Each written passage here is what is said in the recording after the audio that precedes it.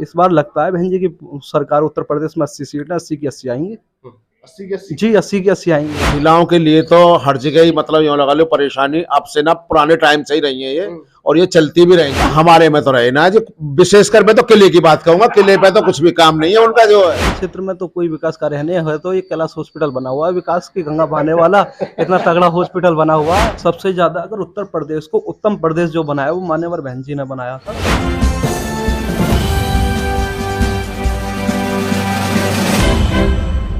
नमस्कार दोस्तों, मेरा नाम है विजेंद्र सिंह।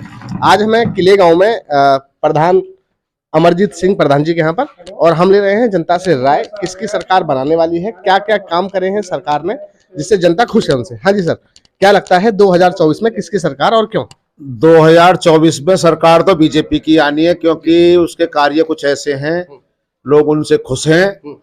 तो और तो बाकी कुछ सीटें ले जाएंगे, और भी लोग जब लड़ रहे हैं तो ऐसी कोई बात ना सारी बीजेपी को पहुंचे, मैं इस खुल के बता रहा हूँ। लेकिन सरकार बीजेपी की बननी है, ये तो एक रियल बात से दिखाई दे रही है। सर, किन किन कामों से खुश है आपके यहाँ की जनता जिससे कि तीसरी बार जनता चुनकर उनको तीसरी बार वोट करे? देखो, जनता के विषय में तो मैं क्या कह सकूं, लेकिन अपने बारे में कह सकूं, लेकिन भय मुक्त सरकार चल रही है। मतलब किसी तरह की गुंडागर्दी पर तो ब्रेक है। मैं तो इसी से खुश हूँ, हकीकत में बताऊं।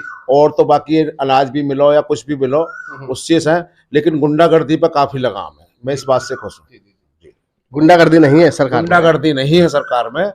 जो भी गुंडा तत्व के लोग थे उनको मतलब सबको दरकिनार कर दिया सरकार ने। सब भयमुक्त जीवन जी रहे हैं अपना सब लोग। सर, अभी 3 महीने पहले ही बीएचयू की छात्रा के साथ में रेप हुआ, जी जी जी, जो कि बीजेपी के आईटी सेल के ही लड़कों ने किया था।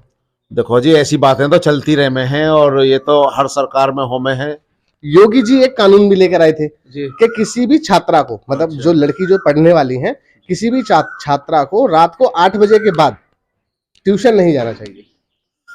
तो योगी जी को भी लगता है कि 8 बजे के बाद हमारी महिलाएं जो बहन बेटी है सुरक्षित नहीं है। हाँ, वो तो खैर देखो जी, महिलाओं के लिए तो हर जगह ही मतलब यूँ लगा लो परेशानी अब से ना पुराने टाइम से ही रही है ये, और ये चलती भी रहेंगी। क्योंकि ये कुछ ऐसा है कि भेड़िए तो हर समाज में हर समय रहे हैं। तो बहन बेटियों का तो चाहे वो जीन्स वाली हो या मतलब जो सूट वाली हो, इसमें तो जो सभी लोग मतलब जो है उसके अस्मत के लिए तैयार है जी। लेकिन हमारे जो मुख्यमंत्री साहब हैं योगी जी, उनका भी मानना यही है कि 8 बजे के बाद योगी सरकार में भी महिलाएं सुरक्षित नहीं है। वो एक ऐसा बिल लेकर आ रहे थे, लेकिन सुप्रीम कोर्ट ने बिल कैंसिल कर दिया। वो तो देखो मुख्यमंत्री जी की बात है, उनके तो बहुत बहुत बड़े फैसले हैं, हम तो इसमें क्या कह पाएंगे।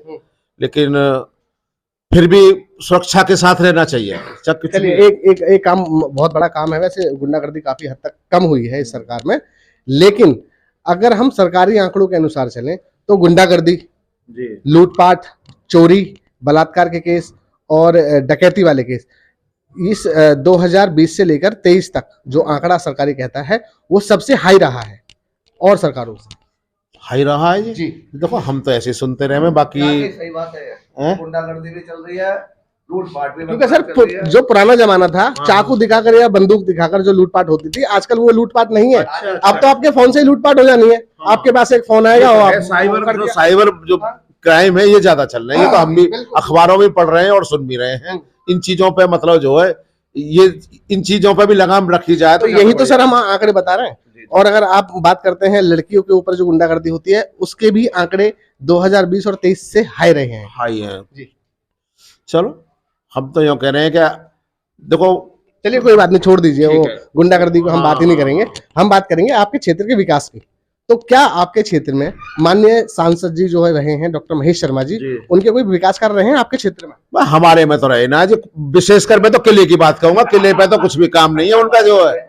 हाँ, चाहे वो अभाल बनने हो, वो बनने हो, या राजेंद्र जी बनने हो, या नागर जी बनने हो, लेकिन महेश जी का हमारे किला के क्षेत्र में तो मैं देख रहा हूँ कुछ नहीं हुआ। ये तो सर, जैसे कि आप पूर्व प्रधान भी रह चुके हैं, तो जनता से क्या आप आग्रह करना चाहेंगे कि अपना जो वोट है वो क्षेत्रीय नेता के कामों पर करना चाहिए या किसी बड़े नेता के चेहरे पर? देखो जी, हमारे गांव से तो हो क्या रहा, तो मैं आपको बताऊं। हम मुट्ठी भर हैं, या वैसे संदेश पहुंचाएंगे तो इसका भी वैसे काम के आधार पर मतलब जो वोट मिलनी चाहिए नेता के लिए, और वो जनता के बीच में आए, हमारे सुख दुख में हमारी बातें सुने, तो हमें भी मतलब प्रतिनिधि अच्छा लगेगा। ये तो हम भी चाह रहे हैं। तो बाकी महेश शर्मा जी ने हमारे क्षेत्र में तो कभी आए नहीं, पीछे पड़ गए। ये तो फिर भी बीजेपी सरकार क्या करें, हमारी तरफ से हम तो मजबूर है, लेकिन और लोग तो दे रहे हैं ना, सब लोग भाई। हम तो, मैं बताऊं, हम तो बसपा के आदमी की बता में, हम महेश शर्मा जी के भी ना, हम ना राजेंद्र जी को दे रहे हैं, हम बहन मायावती जी को मतलब वोट डालेंगे, लेकिन हमें दिखाई दे रहे हैं आंकड़े के बीजेपी जीतेगी जी, बीजेपी। हाँ जी सर, क्या लगता है 2024 में किसकी सरकार और क्यों? जी सर, बहुत बहुत धन्यवाद आपका जनता न्यूज का। सर, हमारे यहाँ से लोकसभा गौतम बुद्ध नगर से जो सबसे ज्यादा पूर्ण बहुमत की जो सरकार बनाने जा रहे हैं, हमारे लोकसभा सांसद राजेंद्र सोलंकी जी हैं, और बहुत अच्छी तरह से उनकी एक ऐतिहासिक जीत होने वाली है लोकसभा। बीएसपी से है ना वो? जी, बीएसपी से हैं, क्योंकि हमारे यहाँ डॉक्टर साहब का इतना वो है, 2 बार के चुने हुए सांसद रहे हैं, और 2 बार से यहाँ कोई ज्यादा कार्य नहीं, लोगों के बीच में आने जाने का कोई वो नहीं, कोई उद्देश्य नहीं, तो बसपा अच्छा विकल्प। उनका पुराना जो बैकग्राउंड रहा है, जो आपने जो भी जिनका नाम लिया है सोलंकी साहब का, उनका जो पुराना बैकग्राउंड रहा है, क्या उस पुराने बैकग्राउंड में उनके कोई सामाजिक कार्य रहे हैं? जी बिल्कुल, सामाजिक कार्य रहे।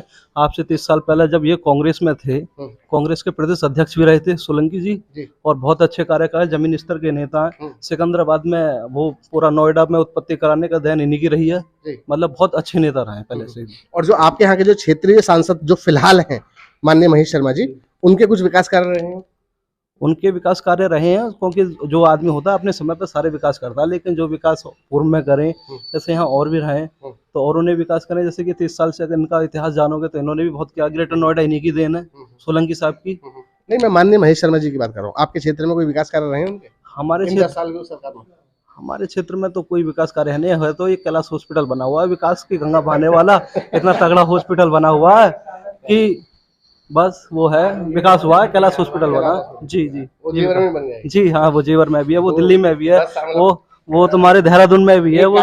जी हाँ, एक कार्यकाल में एक हॉस्पिटल तैयार हो जाता है। बहुत बहुत धन्यवाद। हाँ भैया, क्या लग रहा है बाबूजी, 2024 में जनता खुश होकर तीसरी बार मोदी जी को प्रधानमंत्री बनाएगी कि नहीं? मोदी जी को प्रधानमंत्री, परिवर्तन होना चाहिए सरकार का। 5 साल में हर परिवर्तन होना चाहिए। सरकार से अभी कोई खुश है या नहीं है, परिवर्तन होना चाहिए।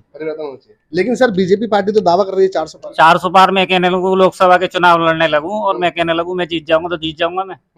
तो 400 पार अपनी मर्जी से तो करें, जनता जनार्दन है, वोट देगी। तो क्या लगता है 9-10 साल की सरकार ने कुछ विकास कार्य भी करे हैं? विकास कार्य हुए हैं, थोड़ा विकास कार्य तो होते ही है, मगर इस तरीके से नहीं हो पाया जो विकास कार्य होना चाहिए। लेकिन सरकार तो अपनी अपनी उपलब्धियां गिनवाती है कि उन्होंने सड़कों और हाईवे का काम एकदम चकाचक कर दिया है।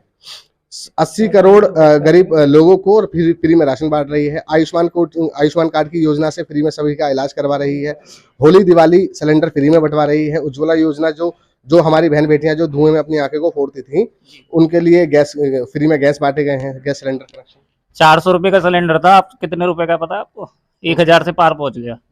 ठीक है, जब धरने पे बैठ जाते थे लोग, 60 रुपए पेट्रोल था, आज कितने 97 रुपए कुछ पैसे, अभी 2 रुपए कम हुए। ठीक है, 105 तक पहुंच गया वो। क्यों? वो इसलिए महंगाई जितने चरम पे है, पॉपुलेशन बढ़ रही है, मैं मान रहा हूँ, मगर इस तरीके से जो महंगाई है ना, वो महंगाई नहीं होनी चाहिए। जैसे कि आपने सिलेंडर की बात करी, जो 400 रुपए का सिलेंडर था, तो मिलता कहाँ था उन सरकारों में? मिलता था, क्यों नहीं मिलता था? लाइन लगानी पड़ती थी, नंबर आते पता लगता था सिलेंडर ऐसा था ना, विकसित नहीं था, जो विकसित हो रहा है ना। तो आप मानते हैं ना, उस जमाने में विकसित नहीं था हमारा देश, तो आगे मोदी जी के जमाने में विकसित हुआ। जितनी उम्र बढ़ेगी, ये तो मनुष्य की तरह सोच लो, जितना उम्र बढ़ेगी इतना ही विकसित होगा। सर, विकसित हमारा देश पहले भी नहीं था, आज भी नहीं है। हमारा जो देश है वो विकासशील देशों की गति में था, लेकिन मोदी जी के जमाने में उस विकासशील गति से भी हमारा देश बाहर हो चुका है। अब हम अति पिछड़े वर्ग में आते हैं, जो अति पिछड़े देशों की जो गिनती में आते हैं। जी जी। शुरू से रही है। जी बिल्कुल, सबसे ज्यादा अगर उत्तर प्रदेश को उत्तम प्रदेश जो बनाया वो मान्यवर बहन जी ने बनाया था सबसे ज्यादा, क्योंकि सबसे ज्यादा जो कार्यकाल हुए वो बहन जी के शासनकाल में हुए, उत्तर प्रदेश में हुए। उत्तर प्रदेश में स्कूल बने, यूनिवर्सिटी बनी, कॉलेज बने, आज राजकीय इंजीनियरिंग कॉलेज है, तहसील है, हर स्तर पर बहन जी ने तहसील, जिले, नए 20 जिले का निर्माण बहन जी ने करा, नई नई तहसील बनाई, नई नई ग्रेटर नोएडा में एक्सप्रेस बनाई, रेलवे वैकेंसी भर्ती बहन जी ने कराई। तो हमारे जो उत्तर प्रदेश में सबसे ज्यादा जो विकास किया है वो केवल बहन जी ने किया है। बहन जी का ही कार्य सबसे अधिक अच्छा रहा, ना कोई गुंडा राज था, ना कोई माफिया राज था, सबसे अच्छा बहन जी का शासन था, और ऐसा ही शासन हमें दोबारा चाहिए।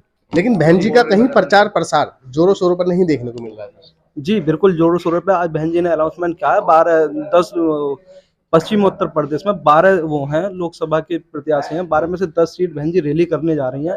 एक ऐतिहासिक रैली होगी, मुजफ्फरनगर देखिए आप, शामली, बिजनौर और तुम्हारा ये नगीना, जितना भी है, सिकंदराबाद में फिर बहन जी आ रही हैं। तो एक ऐतिहासिक तुम्हें देखने को मिलेगा कि बहन जी जमीनी स्तर की नेता हैं। बहन जी के लिए कोई भी किसी भी चीज की वो नहीं है, अपना कार्य उनका स्वयं चलता है, कैडर की पार्टी है ये, पार्टी कैडर पर काम करती है, और सभी बहन जी से जुड़े हुए लोग हैं, जमीनी स्तर की नेता है बहन जी।